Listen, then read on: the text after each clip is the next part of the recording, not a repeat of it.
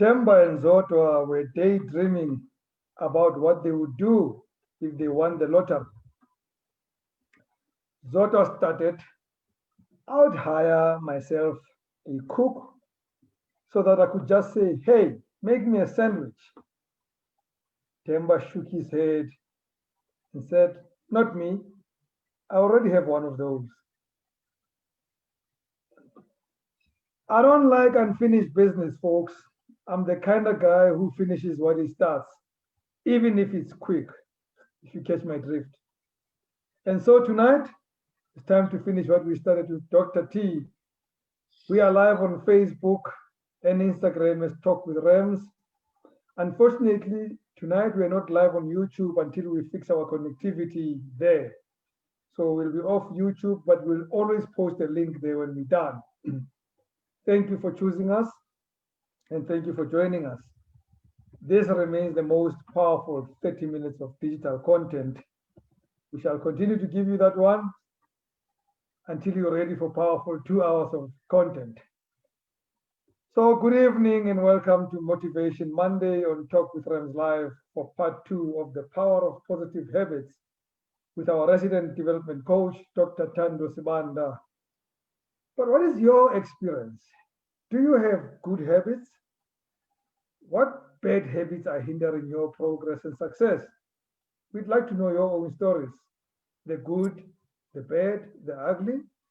So comment on Facebook, Instagram, Twitter, or send WhatsApp voice note on 067 271 8239. So let's get this train on the rails. Good evening, Dr. T. Good evening, my brother Rams. How are you doing, man? I am dark and lovely. Thank you for asking. How are you, Dr. T? I'm excited, man. I'm ready to go. I've been looking forward to this the whole week, man. Yeah, I was looking forward to something over the weekend, Dr. T, but our people failed me. They just failed me. Yeah, I know. We can't stop preaching the gospel of personal development. It still remains that the best investment anyone can put is into themselves. And I don't mean drinking alcohol. No, I mean investing in your brain. You don't mean liquid assets. Yeah, I don't.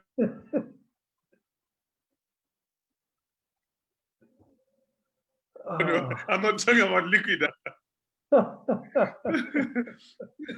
But no, it is good. I trust that our viewers are gonna come around, and they will take the time and they will make the investment back into themselves. You never lose whatever you invest in yourself. It's one thing that will always be a part of you. And you take it with you. No, you can't even leave it for somebody else. No, absolutely.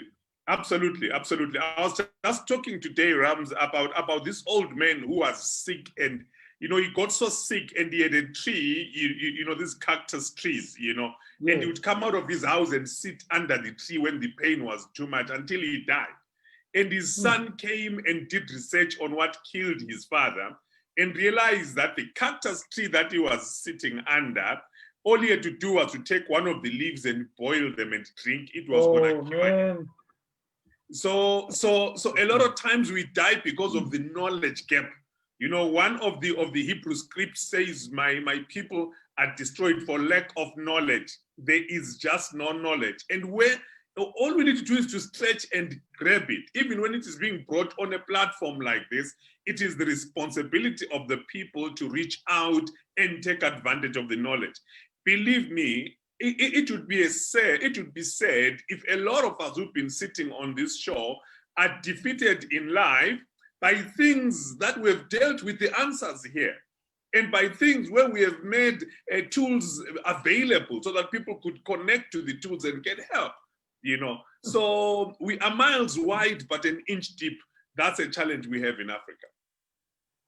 We shall get there, Dr. T. We shall get there. So let's recap on our conversation last week.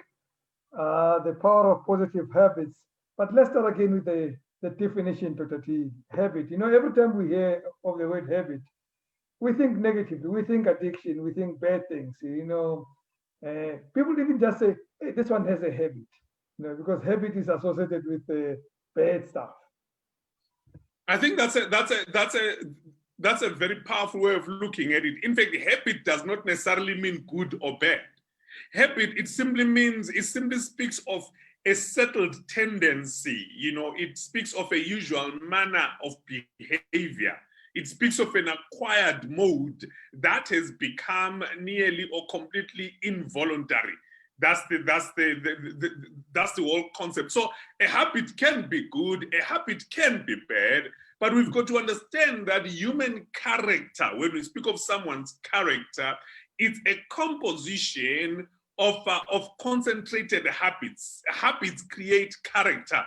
If you have a habit of laziness, you end up becoming a lazy person. If you have a habit of always being quick and responding to things, you develop a character that is consistent with that type of energy. So habits are these little bite-sized outputs of the internal programming that we have that happens through repeated action. If you read a lot, you make a habit of reading, and that has got certain outcomes in your life. I said last week, Rams, that your vision is driven by your imagination, but your outcomes are driven by your habits. So you can literally see what outcome you will get in spite of a compelling great vision. Your outcome comes down to the lowest common denominator of your actions, which is your habits. It is as simple as that. It's as simple as that. Absolutely, absolutely, absolutely. I can even break it further for our people, Rams, and say habit formation, in fact, is the process by which a behavior through regular repetition becomes automatic or habitual. There are three components to habit formation. There is what is called the context or the cue, then there is the behavioral repetition, and then the reward. So the psychology of a habit says within the context of its behavioral plane, there is always a cue, which is the context, which is the supporting framework. Then there is the repeated action itself, and then there is the reward. There is the serotonin, there is the dopamine that is released that then creates a good feeling that goes with the habit. You see, that is why it's so powerful. It's so powerful. Wow. We also spoke about two ethics, Dr. T, that were very important in habit formation, the character ethic versus the personality ethic. Please help me catch up on that. Oh, absolutely, absolutely, absolutely. The character ethic looks at the core foundations of success, being values like things like integrity, humility, fidelity, temperance, courage, justice, patience.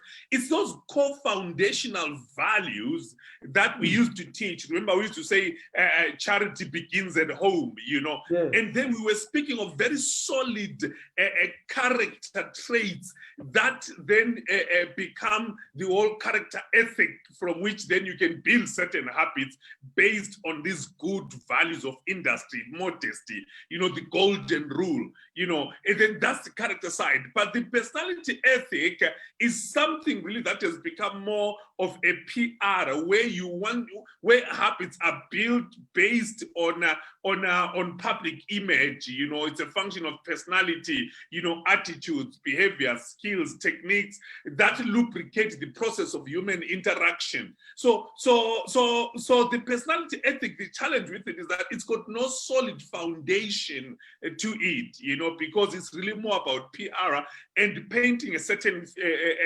picture before people. So we say fake it till you make it type stuff, but we are not looking at generating good habits based on the character ethic. We move on the basis of personality ethic. And that's why people change with the situation. You don't know the person that you are dealing with. Why? Because the situation changes. Once you introduce a variable, once money is introduced as a variable, where loyalty goes out of the window. Those are people that have created habits based on personality and not necessarily on character.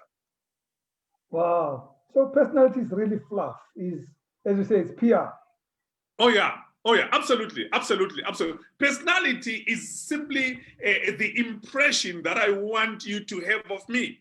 And remember, as a behavioral scientist, I will tell you that there's always two people. There is the Rams that we see, and then there's the Rams that you are working on.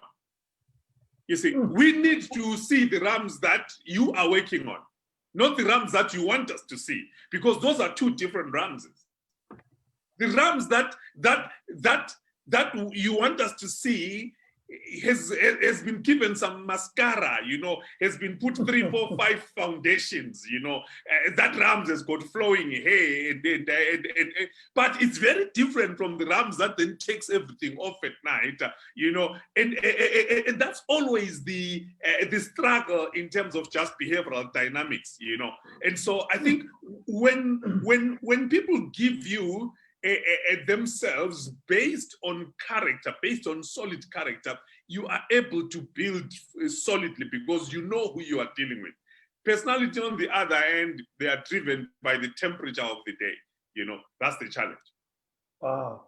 So, Dr. T, let's get then down to where we stopped last week. Absolutely. The five, well, when I spoke to you, you had said to me, we're going to speak about, 4 of them, but I know you, every time moves on, you also add some stuff into stuff. I have no problem with that. So let's deal with the 5 positive habits then, Dr. T. No, thank you. Thank you so much, Rams. I think this is very important for our viewers to understand that we are simply giving them just cues to start from. This is called a strategy. It's a relational strategy. Remember, everything Rams takes a strategy. You want to cook a meal, there's a strategy, for pasta. Pap is not a part of the strategy. There's a strategy for bacon and eggs, roasted lamb is not a part of that strategy. So what we are doing here is that we want to give our viewers a strategy, just somewhere to start from as they are building habits. Because remember, success leaves clues and success is transferable. Success is repeatable, it's duplicable. So it's very important that what we share here, our viewers must take into other dimensions of their life so that they can have sustained success. I think that is what drives our motives in terms of this process. So these positive habits, I'm going to start with the first one, and it sounds simple, but it's a word that is not being mentioned a lot.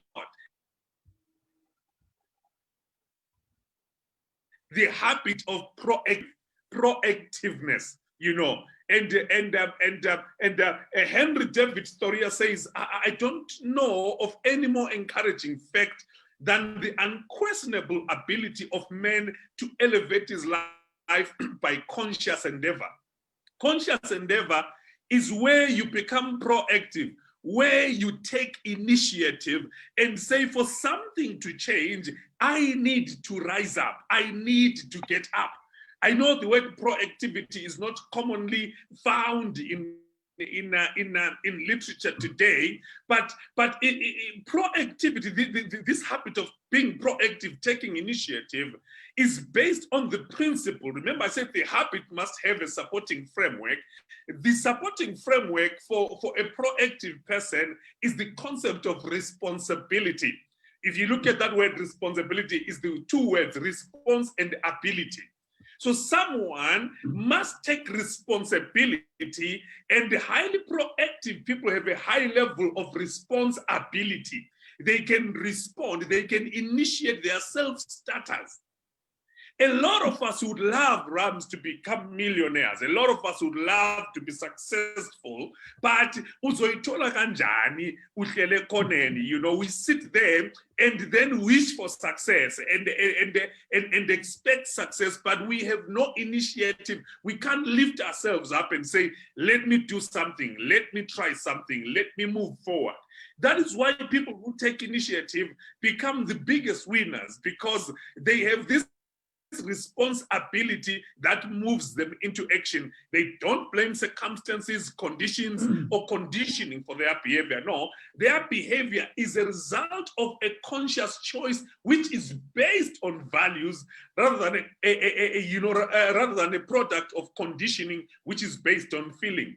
So Proactivity is key. You want to be successful, have a habit of being a self-starter. Be a self-starter. Some things, your feelings mustn't even come into it. You know, if you wake up and you know you've got to wake up and go gym, like what Tony Robbins says. Tony Robbins says, once my soul has said it, my feelings have no place in it. Like he says, I wake up and I go, I've got to go jump. You know, he does these things where he jumps into this ice pool, you know, because it just invigorates, you know, his neurons. He's like, I don't even think, is the water cold or not? Once my mind says, this is what we're doing, I jump into it. I don't even think twice or think thrice about it because I've done the research. It works for me. So I don't give feelings an opportunity. But our problem, Rams, you know, our songs, everything is about feelings. We've got tonight, who needs tomorrow? Live for the moment type stuff. You know, we are so flaky. And that's why we can't go anywhere because we base everything on feelings. And so we make wrong decisions because we're basing everything on feelings. And the biggest feeling, Dr. T, that I find impacts our proactivity and responsibility is fear. Oh, and then absolutely. We to fail, and then we don't act because we're so scared of failure. Oh, absolutely. But you see, successful people, the first thing they embrace is fear. They embrace their fear. And so, rather you fail forward than not try at all. And you're absolutely correct. You see, people who are reactive, their response ability is very limited because it's always checked by the amygdala, you know. There's that whole fear concept. Are you sure of what you want to do? What if I fail? What if people say this and say that? And so we never start. And you lose 100% of the battles you never start, you never fight, you never participate in. And so it's important for our people to become proactive. Proactivity will save you a lot of challenges, even health-wise. They say if you don't make time for your health, you will have to make time for your sickness. So what does that say? It says be proactive, be a self-starter. Don't always be the laggard. Don't be the runt of the litter. Become somebody who pushes themselves, and you already have made up your mind that when it is something that is supporting my dreams, my goals, and my values, I am a self-starter. That's what it is. So the habit of self-leadership, let's talk about that one. All right.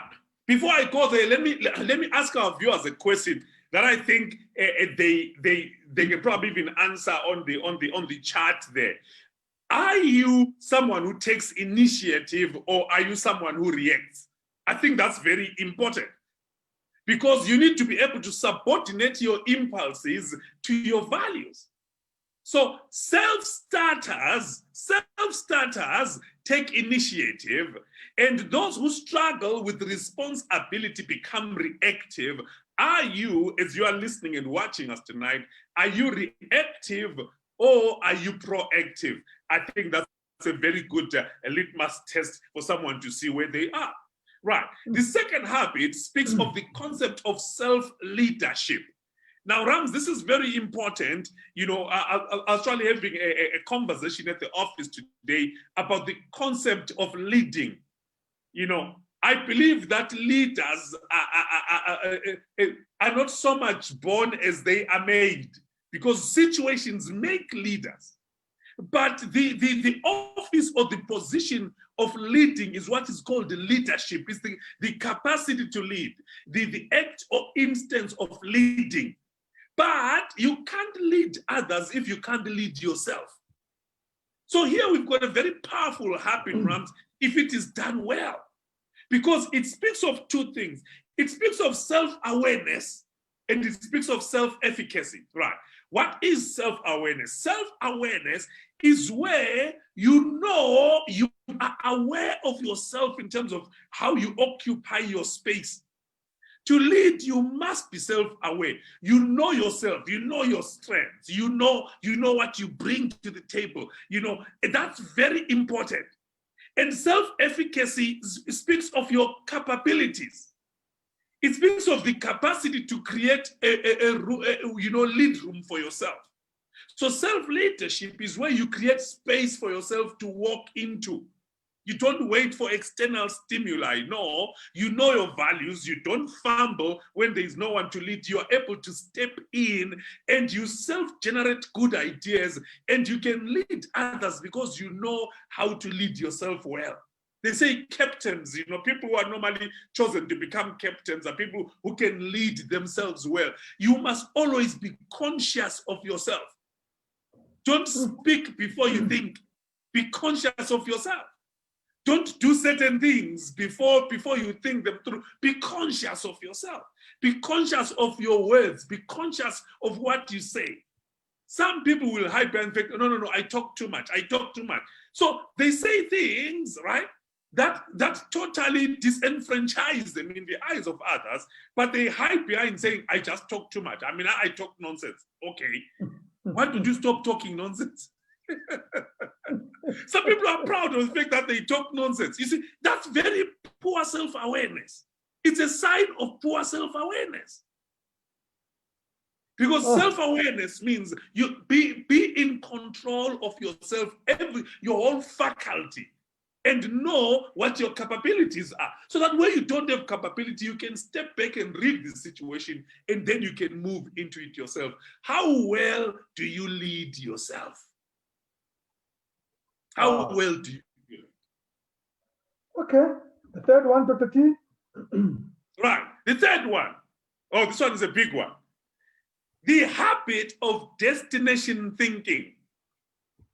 Some people call it big picture thinking. This talks about beginning with the end in mind.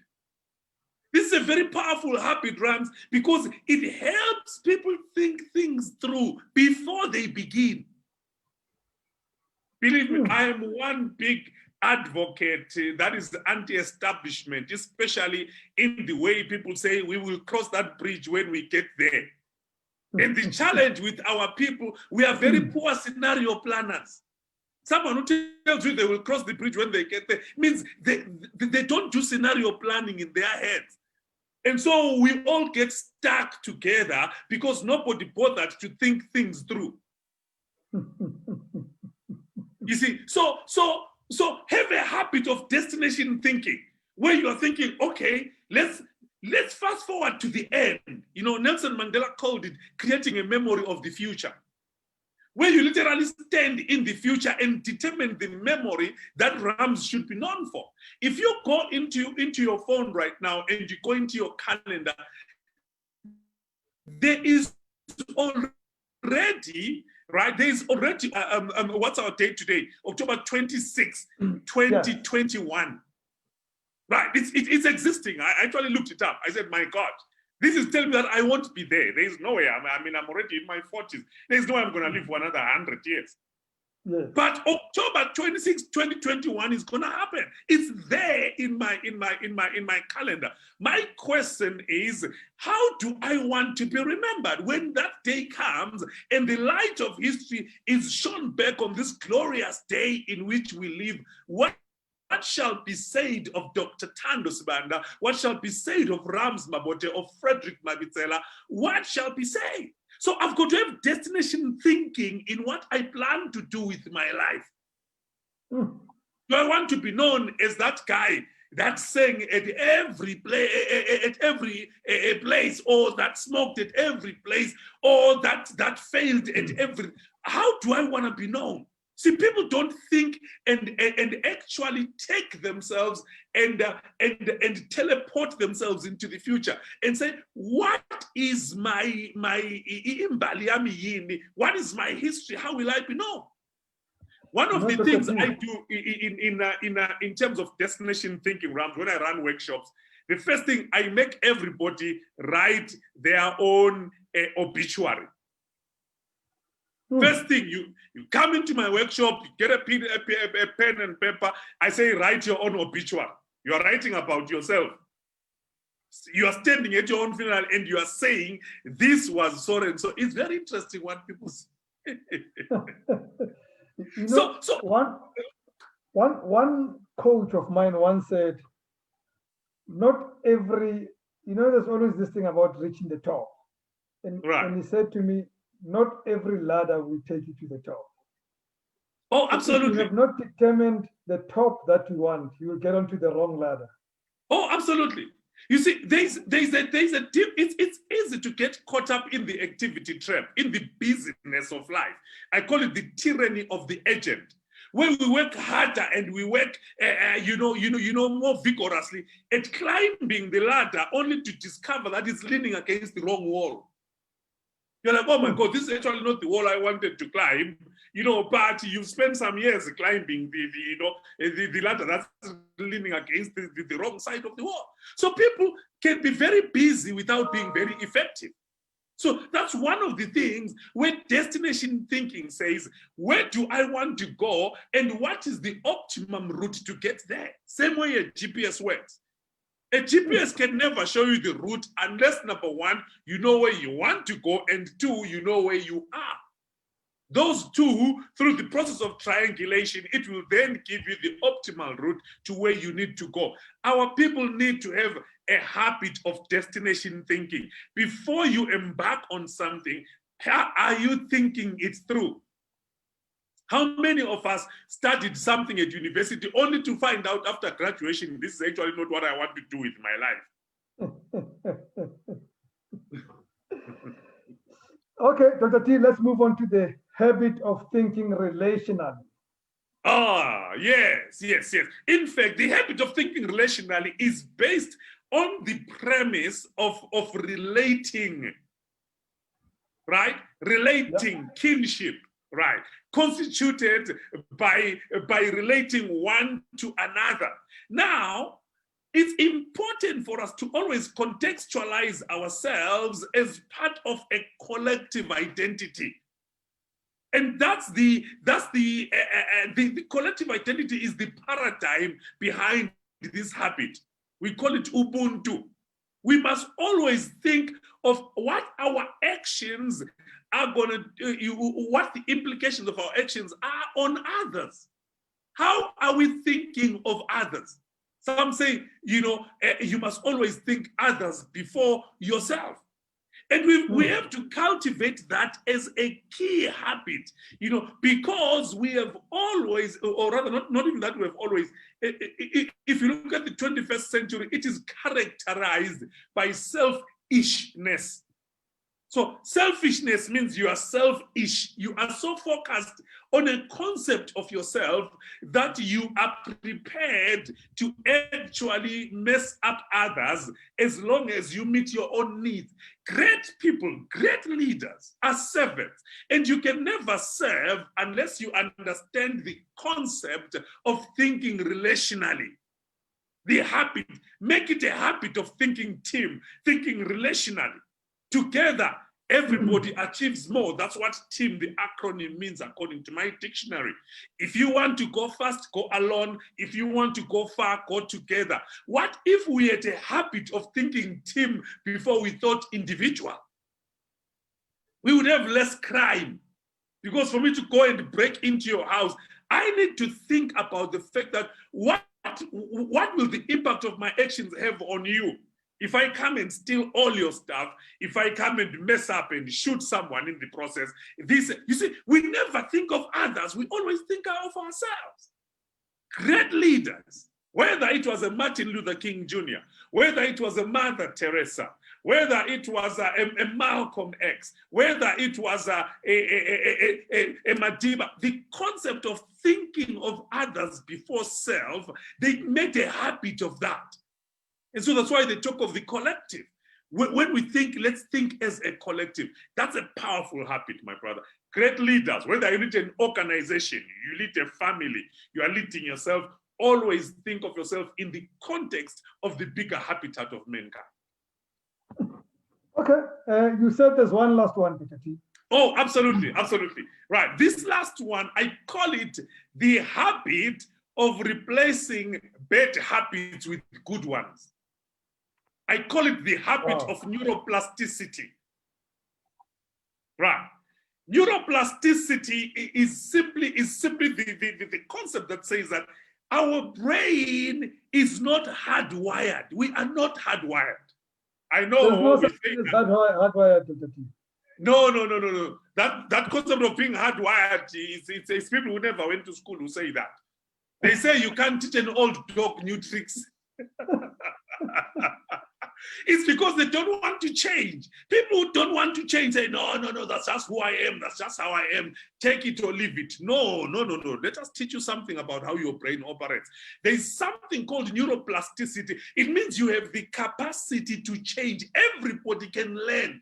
Old dogs can learn new tricks. Why? Because your behavior comes because of your neural network. You've got 160,000 kilometers of vessels, and you've got 1 billion neurons in your brain. So once a message goes from your brain and it goes to different parts of your body, once you repeat that action, it becomes a habit. So a habit is the result of a well-established neural highway. But here is the point. The moment you stop and you start a new habit and you use that path less and less, it ceases from being a highway into being this little path where you see something was being done, and after a while it totally closes off. And the new habit that you have started becomes then the new neural highway that is now a repeated part of behavior. And guess what? Our brains have the capacity to learn even in old age. Everybody has this capacity to learn new things. You can learn how to use a remote control as old as you are. You can learn how to drive. You can learn. The brain is an amazing muscle that stretches, that it's an organ that stretches, it's an organ that adapts. As long as you have got the self-belief to learn something new, my brother, you can take yourself to new areas. I've seen people at 60 who get their bachelor's degrees. At 60, guess what? They are learning new things. They're learning new things and they are moving forward. We can all learn. Make a habit of replacing old habits with new ones. Make a habit of engaging your neuroplasticity, because you can change. You can establish new neural pathways. Let's conclude with this question from Emmanuel. Emmanuel says, are there common habits that high performance and successful people have in common? And would unsuccessful people also have common habits? Oh, absolutely. You see, just in terms of just concluding, successful people have got one habit that they all share: proactivity. The second habit of successful people is good self-leadership. The third habit of successful people, destination, big picture thinking. The fourth habit of successful people is the habit of thinking relationally. They think of others, they develop others. John Maxwell talks about it, the principle of developing others. And successful people don't think they know everything. They allow themselves to learn. They engage neuroplasticity. They don't have this chip on their shoulder that says, I know it all. They allow themselves to learn from others. Unsuccessful people are the opposite of these 5 things we have spoken about tonight. Okay. And I think I need to add, and unsuccessful people procrastinate. Oh, absolutely. They procrastinate. They are not self-starters. They think about, no, I'm going to do this. I'm going to do this tomorrow. I'm going to do this tomorrow. And guess what? What if tomorrow never comes? Well, I always say it never does, because there's no day called tomorrow. Yeah. I trust, Rams, that our people will take this strategy that we gave them and go and cook an amazing meal for their lives and start to build from here and become successful people that are able to do great things. Then they will be remembered well for what they did. Wonderful, Dr. T. Great moment to end it at. Thank you so much. Thank you so much. It's been a pleasure, my brother. I trust we're all lifted this evening. Oh, I am. I can speak for myself, and can't trust the other guy called Freddie, but I hope he's lifted too. But thank you very much, Dr. T, and have a great evening. We shall see you next Monday. Thank you, and good night to our viewers. Appreciate you guys. Tomorrow, folks, is Opportunity Tuesday. If you're doing business somewhere in Johannesburg, and most precisely, I would say in Soweto, there is an opportunity that we're going to bring you tomorrow of something happening in Soweto that could be good for your business. you don't want to miss tomorrow's show. But you don't have to be Soweto based. As long as you can reach Soweto by this weekend, there could be something for you. So don't miss it tomorrow, 7:30 p.m. right here on Talk with Rams Live. Thank you, Frederick. Thank you for coming back after the weekend. I didn't trust I would see you again. So the show happened. So clearly you came back. You got the power of coming back. That's good. That's a great habit. So from me, Rams Mawote, good night and God bless.